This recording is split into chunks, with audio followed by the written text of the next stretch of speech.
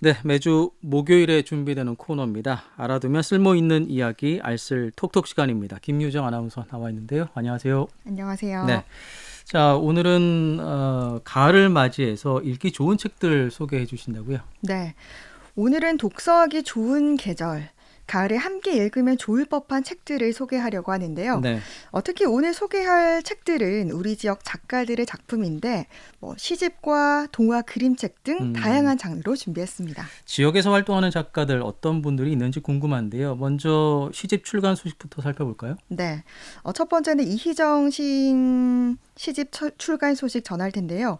이희정 시인은 2019년 경상일보 신춘문예 시조로 등단한 신진 시인인데요. 현재 포항 문인협회 회원으로 활동하며 학교 도서관, 사서로 근무하고 있습니다. 예, 이희정 시인이 최근 첫 시집 내 오랜 이웃의 문장들을 출간했는데요. 71편의 시들이 수록된 이 시집에는 나와 이웃, 나와 타자, 나와 사물과의 교감을 통해 삶의 연민과 동정 등의 감정을 이끌어내고 있습니다. 음, 이희정 시인은 이번 시집을 나와 이웃에 대한 헌시라고 밝히기도 했습니다. 예. 그럼 시집에는 어떤 작품들이 수록되어 있을까요? 이 시집에는 꿈과 꿈, 책갈피의 기분, 맞춤법 검사기, 해상두각, 보온병 등 주로 시인의 일과 생활이 이루어지는 공간에서 발견된 것들을 소재로 하고 음, 있는데요.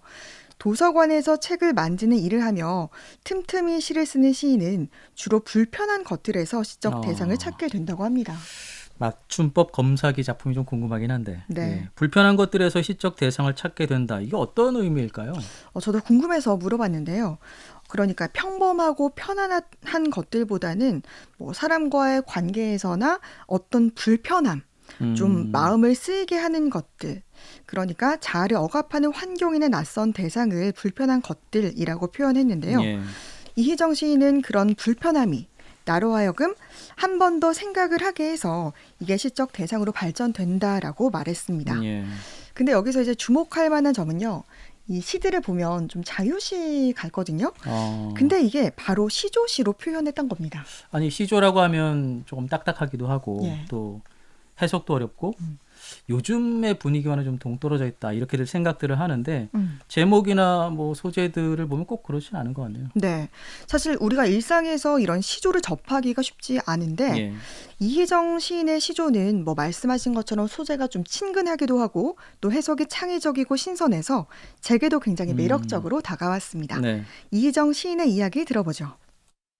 시조는 격이 있습니다. 정형률이 있습니다.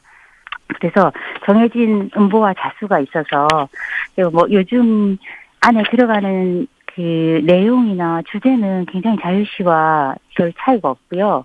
또 저는 행가리를 초장, 중장, 중장 옛날의 구조처럼 그렇게 하지 않고 아주 조금 행가리는 율격은 지키되 음보는 지키되 행가리는 조금 자연스럽게 흐트러 놓아서 그냥 겉으로 보기에는 자유시와는 별 차이가 없습니다. 그런데 시조는 자유시는 이렇게 산문처럼 흐트러서 이렇게 풀어서 쓴다면은 그림으로 비유하자면 자유시는 회화에 가깝고요. 시조는 깎아서 만드는 조각같이 압축하고 약간 텐션감이 있죠. 예. 그런 느낌이 있습니다. 예. 특징이 있죠. 예. 네, 이렇게 좀 시조는 형식이 갖춰져 있어서 자유시에 비해서 제한적이라는 생각을 할 수 있는데요. 네. 이희정 시인은 한국의 시조를 지키되 현대 언어의 과장과 압축을 그만의 리듬으로 풀어내서 신속한 율격과 참신한 감각이 돋보입니다. 그래서 앞으로의 행보도 기대가 됩니다. 예. 이희정 작가의 첫 시집 내 오랜 이웃의 문장들 발간 소식이었고요. 다음은 그림 동화책 소개죠. 네, 이번엔 포항의 이야기를 담아내는 출판사 학교 앞 거북이가 새로 발간한 코끼리 별똥별에 대한 소식입니다. 네. 이 코끼리 별똥별이라는 책 제목에서 알 수 있듯이 어린 학생들이 좋아하는 이 똥을 주제로 한 내용인데요. 네. 줄거리는 이렇습니다. 옛날 밤하늘에 코끼리가 살았는데요. 코끼리는 밤하늘에 걸려있던 별들이 떨어지면 그 별들을 주워서 다시 제자리에 걸어놓는 일을 했습니다. 음, 어느 날 일을 늦게까지 한 코끼리는 배가 너무 고파서 바닥에 떨어져 있는 별을 하나 먹었습니다. 배가 고파서 그 별들이 이제 잘 구워진 과자처럼 보였던 거죠. 근데 잠시 후 배가 아프기 시작했고요. 마침 지나가는 먹구름 뒤로 가서 응가를 했습니다. 힘을 주는데 이게 별 모양이 좀 뾰족하잖아요. 네네. 그래서 이 똥꼬가 너무 아팠습니다. 하지만 결국 성공을 했고요. 이게 너무 힘을 세게 준 나머지 그 별이 저 먼 땅까지 떨어졌다고 해서 그게 별똥별이 됐다. 아, 그래서 별똥별에는 코끼리 똥 냄새가 난다 이런 얘기입니다. 재밌네요. 마치 그 판타지 같은 네. 그런 내용인데 정말 상상하지 못했던 전기여서 아이들이 무척 좋아할 것 같아요. 네.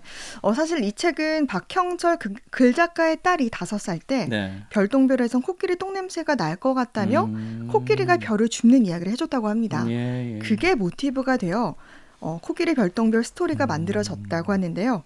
또 이게 이 책이 그림 동화책이잖아요. 그러다 보니까 그림도 굉장히 중요한 부분을 차지하고 있는데 그림 작가로 참여한 이민영 작가와는 또 남다른 인연이 있다고 합니다. 네, 학교 앞 거북이 박형철 대표 얘기 직접 들어보죠. 이번 그림책은 저희 딸아이의 좀 공로가 좀 많이 큰데요. 저희 딸이 어린이집 다닐 때 선생님으로 계셨던 분이 이번에 그림 작가로 참여하게 됐어요. 예전부터 이제 저희 딸 어린이집 선생님이 그림과 일러스트를 하신다는 얘기를 이제 알고 있었고, 또 그분의 작품들을 보니까 이번에 코끼리 별똥별 그림책 컨셉이랑 되게 맞는 것 같다라는 생각이 들더라고요. 일단 친근하고 귀엽고 어떤 그런 좀 질감이 느껴지는 어떤 그런 컨셉을 찾고 있었는데 마침 선생님 딱 부합해서 이제 의뢰를 드렸고 또 흔쾌히 수락해 주셔서 이제 만들어 주셨어요. 일단 그림이 아주 친근하고 재밌고 귀엽고 또 스텐실 기법이라고 해서 이게 디지털 드로잉이랑은 또 다르게 어떤 수작업의 느낌이 아주 질감 표현이 되게 잘 돼 있거든요. 앞서 학교 앞 거북이가 이 지역 이야기를 담아내는 출판사라고 말씀하셨는데 네. 뭐 이번에는 이 지역 내용이 크게 들어가 있지는 않은 것 같네요. 네, 그 전작들을 보면은 포항 연안바다 해녀들의 전설 같은 이야기를 담은 그림책 별 따는 해녀, 또 조선시대 포항 사람들이 직접 만든 소나무 숲인 북천수를 소재로 한 마법의 숲, 구룡포 근대문화 역사거리를 배경으로 한 이제 괜찮아 엄마 왔어 등 다양한 책들이 있습니다. 또 11월 출간 예정인 포항의 동네 책방들을 소재로 한 마녀 책방 이야기도 준비하고 있는데요. 네네. 또 앞으로는 이렇게 포항을 소재로 한 다양한 작품들을 많이 선보일 예정이라고 합니다. 우리 지역을 소재로 한 작품들이 조금 더 많이 나와서 또 많이 알려져서 우리 포항이 정말 아름답다. 네. 이런 생각들을 많이 할 수 있었으면 좋겠습니다. 네, 실제로 포항을 배경으로 한 드라마가 인기를 끌면서 포항을 네. 찾는 관광객들도 많아졌었는데 네. 이렇게 문학 작품을 통해서도 그런 변화가 생겨났으면 좋겠습니다. 이제 마지막 작품을 소개할 텐데요.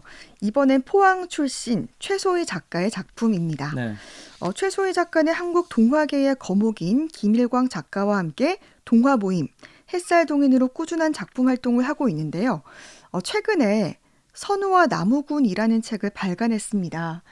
혹시 이 제목을 듣고 좀 생각나는 전래동화 없으신가요? 선우와 나무꾼. 예. 선녀와 나무꾼이죠, 뭐. 그렇죠. 저도 이 제목을 듣고 선녀와 나무꾼을 내가 잘못 본 건가 네. 싶었는데 이 선녀와 나무꾼은 시대를 거쳐오면서 다양한 방식으로 해석이 되고 이야기되어 왔다고 예, 합니다. 우리가 흔히 아는 내용은 나무꾼이 사슴을 구해주고 그 보답으로 이제 선녀와 결혼을 할 수 있게 된 네. 나무꾼의 선행이 강조된 그런 이야기잖아요. 근데 최소희 작가의 선우와 나무꾼은 하지만 요즘 사람들도 그렇게 생각할까? 날개 옷을 훔친 나무꾼을 선하다고 할 수 있을까? 또 선녀에게 동의를 구하지 않고 한 행위가 정당할까? 라는 질문으로 시작됐습니다. 예. 네, 자세한 줄거리 최소희 작가에게 직접 들어보겠습니다. 줄거리가요. 나무군이라는 아이가 그래서 학교 가는 길에 고라니를 숨겨줘요. 고라니가 사냥꾼이 쫓아온다고 그 옛날 이야기 속에처럼 숨겨달라고 하거든요. 그러면 소원을 들어주겠다고. 그 소원으로 단짝 친구를 사귀게 해달라고 하니까 고라니가 이제 학교에 가면 새 친구가 있을 거다. 그 친구의 옷을 숨기면 단짝 친구를 사귈 수 있을 거다. 이렇게 얘기를 해줘요. 그래서 학교에 갔더니 정말 낯선 아이가 있고 그 아이의 옷을 숨기는데 나중에 보니까 그 아이는 이제 오늘 새로 전학 온 아이인데 옷을 잃어버렸다고 막 하니까 이제 원래 이 학교에 다니던 아이들이 그 친구를 괴롭히고 놀리는 식으로 대응을 해요. 그러면서 이야기가 이렇게 진행이 되는 건데 그 친구가 옷을 숨긴 이 무근이 때문에 괴롭힘을 당하는 거고 그곳을 보고 무근이는 이제 단짝 친구 사귀고 싶은 그 소원 같은 거 다 필요 없으니까 고라니한테 가서 점퍼를 돌려달라고 그래서 결국에는 친구는 금방 거기서 풀려나오고 무근이는 정말 잘못했다고 너무 미안하다고 내 욕심만 챙겼다고 막 사과를 해요. 거기에서 이 첫 번째 이야기는 끝나는데 이게 3부로 이렇게 구성이 되어 있어가지고 예. 어떻게 결말이 날지 또 네. 반전은 있을지 네. 궁금한데요. 그러니까 이 선우와 나무구는 요즘 학생들의 어떤 뭐 가장 큰 문제라고 할 수 있는 학교 폭력 이야기를 좀 담은 것 같네요. 그렇습니다. 최소의 작가의 선우와 나무꾼은 기존에 우리가 알던 선녀와 나무꾼과는 다른 시각으로 지금 현대 사회의 문제점을 지적하고 있습니다. 예. 학교 폭력에도 여러 가지가 있는데요.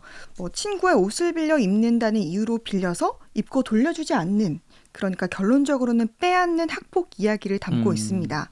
이를 통해서 이제 가해자와 피해자의 관계를 살펴보고 또 피해자의 아픔을 어떻게 하면 치유가 되는가, 가해자는 어떻게 용서를 받을 수 있는가, 또 진정한 사과는 무엇인가, 또 어른이 되면 지워지고 잊혀진다고 생각하지만 사실 주변의 유명인들을 보면 알 수 있듯 인생의 정상에 서려고 할 때 이게 꼬리표처럼 붙어서 발목을 잡게 되는 걸 볼 수 있잖아요. 네, 그렇죠.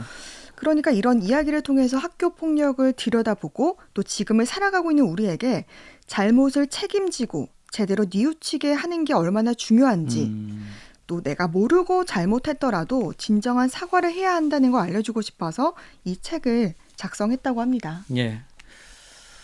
상당히 좀 무거운 주제이긴 합니다만 네. 그래도 우리 스스로를 좀 돌아볼 수 있는 그런 책이 아닌가 생각이 듭니다. 자, 지역의 출신 작가들의 신간과 함께 가을을 좀 누릴 수 있었으면 좋겠네요. 알아두면 쓸모있는 이야기 알쓸톡톡 김유정 아나운서와 함께했습니다. 고맙습니다. 네, 수고하셨습니다.